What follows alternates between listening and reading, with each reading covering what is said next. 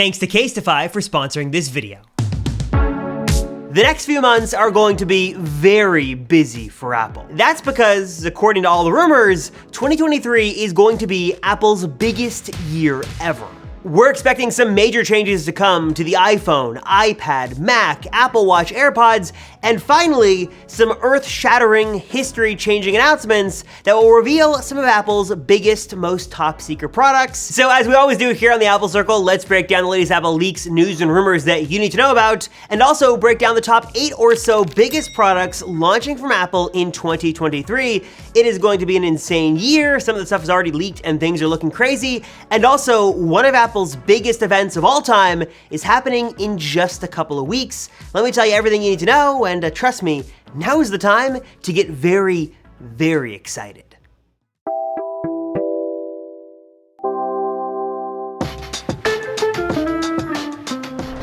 I gotta give Apple credit where credit is due, and 2022, by all accounts, was a really solid year for our favorite fruit company. We got the Dynamic Island, the iPhone 14 Pro, we got the Apple Watch Ultra, Mac Studio, Studio Display, new AirPods, lots of good hardware for Apple this year. Software, not so much. Stage Manager, iOS 16, not great releases, but putting that to the side, it was a very good year for Apple, and hardware was nearly, I'd say, A+.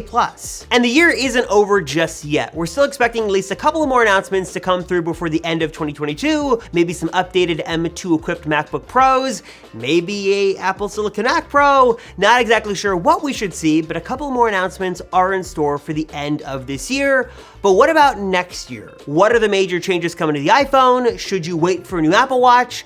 And what about this mixed reality headset we've been hearing about over and over and over again for years? Is it finally going to come? Yes, actually sooner than later, in January of 2023. According to at least a few Apple analysts, the long-awaited, long-rumored mixed reality headset is supposed to make its debut, and according to our friend Ming-Chi Kuo, Apple analyst, who usually is more often than not right, we might be seeing an event as early as January for Apple to kick off the year with this brand new, sort of earth-shattering product. Now, January would be significant and useful for Apple in a couple of different senses. We've seen major announcements from them in January before. Of course, the original iPhone was shown off in January of 2007 at Macworld. We also saw the iPad, the very first model, introduced in January of 2010. Now, exactly what this thing is supposed to look like is still a heavily guarded secret and a mystery for us who follow leaks and rumors, and should be focusing on giving you a real seamless transition and a reality in sort of this mixed reality sense. So it's gonna combine AR and VR to give you this super special experience that you probably haven't seen before. It should have special Apple software running on it. It should have access to an app store, and should be a great way to communicate with friends and play games and have entertainment in just this new sense that we haven't seen before. It's sort of hard to explain because we don't really know exactly what this is going to do or what it's gonna look like. Next, let's talk iPhone 15, because there are a couple of major changes here that you need to know about. One, probably the biggest and most exciting, is that a redesign is finally slated to happen next year with the iPhone 15 models. Not exactly sure if every single iPhone 15 model is going to get the redesign or if it's just reserved for the pros, but some significant design change should be coming to the iPhone lineup for 2023. As to what it could look like, sort of a similar story here to the headset. We don't exactly know details just yet, still a little early for that, but at least one rumor floating around right now is that we could get an iPhone 4 style redesign that would give us round volume buttons, a more boxy industrial design language, and maybe even no camera bump on the back with the camera sitting flush to the back of the phone, so no more wobble when you put this phone down on a table. Also, if you are a fan of the Dynamic Island, but you didn't want to shell out at least $1,000 for a Pro and iPhone this year, you're in luck, because according to some rumors, Apple should be expanding the Dynamic Island to every single iPhone 15 model next year. So whether you go 15, 15 Plus, or Pro, or the larger Pro Max or Ultra, get to that in a second, every model should enjoy the Dynamic Island and all of the cool features that come with it. Also, speaking of Ultra, yeah, Apple's gonna introduce a new model of the iPhone 15, rumored to be called the iPhone 15 Ultra, that would replace the Pro Max. So you basically get the same size phone, but it'd be called the Ultra, and then maybe have some Ultra features on there as well. So maybe some exclusive features like a 10x optical zoom camera, maybe dual front-facing selfie cameras and some other things, maybe an action button, maybe some special color. But basically, as of what we know right now, looks like the lineup is going to be 15, 15 Plus, 15 Pro, and 15 Ultra. Beyond optical zoom, no word yet on what changes could be coming to the camera on the iPhone 15. I'm sure we're gonna see some new colors, maybe some new Apple Silicon, and then one change I know many of you guys are very excited to see, and that could be finally the switch from Lightning to USB-C. Though according to rumors right now, maybe we just see Apple do this with the Pro iPhones, and then they do the full lineup to USB-C with the iPhone 16, but at least you can get excited or cautiously excited right now that a USB switch should be coming to at least some iPhone models next fall in 2023. Now, before we continue with more of what is coming next from Apple in 2023, let's take a break because I want to tell you guys what to do right now to add some style and protection to your latest and greatest iPhone 14. And of course, the best way to do that is with some amazing products made by this video's sponsor, Casetify. The team at Casetify was kind enough to send over this beautifully custom gift wrap box that with one cool transition later reveals lots of goodies inside and some amazing cases that are special in a lot of really important ways. Their entire iPhone 14 lineup of cases is custom engineered with this trademark twister design that includes some revolutionary EcoShock technology built in that offers 20% increased protection while also reducing case size and weight to give you basically the best of both worlds. You get those sleek looks and also that crazy amount of durability. For example, this bounce case is boasting 6 times the military standard and has been drop tested over 156 times, make that 157, to ensure that EcoShock tech is rockin' and ready to go and protect your phone. Not only are these cases offering great looks, an insane amount of protection, but also they are more sustainably made, actually made up of 65% recycled and plant-based materials. I also love that Casetify has a wide variety of different colors and prints and custom designs you can choose from to really get the case that best suits you and your phone and your personality, including, I haven't seen this before, an Apple Circle case. Think this is a first of its kind, looks beautiful, looks amazing. Casetify, thank you very much. The cases are also all fully MagSafe compatible as well, so you can snap on your favorite MagSafe accessory and you will be good to go. Okay, but now comes the fun part. I wanted to put this EcoShock tech to the test for myself and did a variety of different drop tests around the studio, did some simple ones here on the hardwood floor, and of course the phone is gonna look amazing. Also, if you're a little clumsy like me and you run into a chair that just seemed to come out of nowhere, your phone is going to be A-okay. Look at that, pristine condition, it's still good to go. And then also another drop test that I have always wanted to do.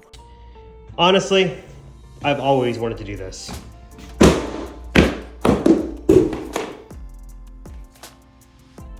If you want to learn more and check it out for yourself today, which I definitely recommend you do, hit the link down below or head to casetify.com/theapplecircle. And if you go through our special link, casetify.com/theapplecircle, you're going to automatically get 15% off at checkout applied to your order. So again, learn more and check it out for yourself today and get 15% off automatically applied at checkout by going to casetify.com/theapplecircle. Next up, let's talk about the Mac lineup. Now, before the end of the year, we should see, hopefully, a new, maybe redesigned, maybe not redesigned Mac Mini. We should hopefully get at least a sneak peek at the new Apple Silicon powered Mac Pro, which sort of would complete the transition officially and then leave us in sort of a weird state on the current state of Macs right now. So the MacBook Pro just got a refresh and hopefully some new chips, so that should be good. Mac Mini's taken care of. iMac has still got that new design, hopefully an M2 inside of that. Mac Studio is good. So that leaves a pretty good state of the Mac, with a couple of changes expected to come to the laptop, specifically first with the MacBook Air. Now the MacBook Air just got a redesign, that machine is looking fantastic, it's got the M2 inside, but we might be getting a larger version of the MacBook Air in 2023, with Apple set to launch a 15-inch version of the MacBook Air. I know this isn't exactly earth-shattering, but it would give you all the creature comforts of the Air. You'd get that thin and light design, you'd get the colors, you'd get the M2 processor,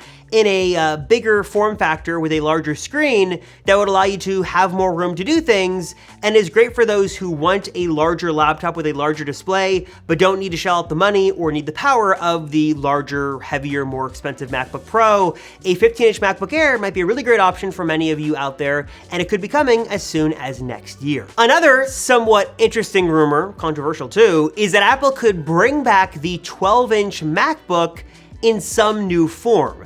And rumors on this have been split. Some suggest this could be maybe a smaller version of the MacBook Air, so it's super thin, super lightweight, sort of like the last iteration of the MacBook we got a few years ago. And then some crazy rumors suggest that this would be a 12-inch MacBook, super thin, super light, but with like M2 Pro, M2 Max chips inside, basically making it like a mini MacBook Pro. What's the opposite of Ultra? Like it's sort of like going down in a sense and giving you a smaller screen, but still giving you that power. That could be coming sometime in 2023, though that rumor needs a little bit more details because right now sounds a little too good to be true. We've also, of course, got some updates on iPad, but what design changes could we see to iPad Pros in 2023? There has been some talk that maybe Apple expands the dynamic island over to the iPad Pro. I guess I shouldn't say talk of this, maybe just hope and speculation of this. As we've seen it take such a prominent role in the iPhone, would make sense for Apple to bring this tech over to the iPad Pro as well. And maybe they don't even do this double hole punch system, but they could totally do the dynamic island sort of in software, right? Would you like to see an iPad Pro with the dynamic island? Let me know your thoughts on that crazy idea down below. And speaking of crazy ideas, we've also got a rumor that Apple is looking to launch a 14-inch iPad maybe as soon as next year as well. Now this didn't seem to make a lot of sense until we now see Apple's Ultra strategy. If we have an Apple Watch Ultra, an iPad Ultra doesn't seem all that crazy. And if Apple sort of keeps the naming scheme and the feature scheme up across devices, an iPad Ultra, we could assume, would have the biggest screen, it'd have a bright and vibrant display, it'd have great battery life, and maybe give you some exclusive features you couldn't get on the other iPad Pro models. We don't know if this is gonna be an iPad Pro at the 14-inch size or a more base iPad at the 14-inch size, but an iPad Ultra, now that I think about it, doesn't actually seem all that crazy. And filled out some odds and ends, Apple might introduce an updated version of the Pro Display XDR, so that might be something to look out for. Maybe a new version of the Studio Display as well that's ProMotion enabled. That would be also cool, maybe Mini LED 2. There's been some rumors about that. Updates to AirPods are a little unknown. We are expecting maybe some new colors at some point to come to AirPods Max, but not sure when that's gonna happen. And then the Apple Watch Series 9 and Apple Watch Ultra 2, I've seen no good news on that so far. That is to say, I've seen really no news on that so far. We don't have anything to report on. It's sort of a clean slate as of right now. So as soon as I hear more on the next version of the Apple Watch, I'll let you know. But as of right now, sort of mum's the word. Nothing is really leaked. So now I'm going to toss the question to you. What are your thoughts about Apple's plans for 2023? Big updates coming to the iPhone. We've got the new headset. We've got some exciting updates coming to the iPad and maybe some other Apple products. Do you think that 2023 is going to be a big year for Apple? Do you think the headset is going to live up to the hype? Do you want to see a new crazy designed iPhone 15? What are your thoughts on Apple's plans? Let me know your thoughts down below. That is what we know right now. Hopefully some new stuff coming soon that should be exciting. Let me know your thoughts on how excited you are or not excited you are for Apple's plans next year. As always, I appreciate you guys watching the Apple Circle. Thank you so much. I'm Robert Rosenfeld, and I'll see you all in the next one. Not sure what this hand motion is, but in the next one.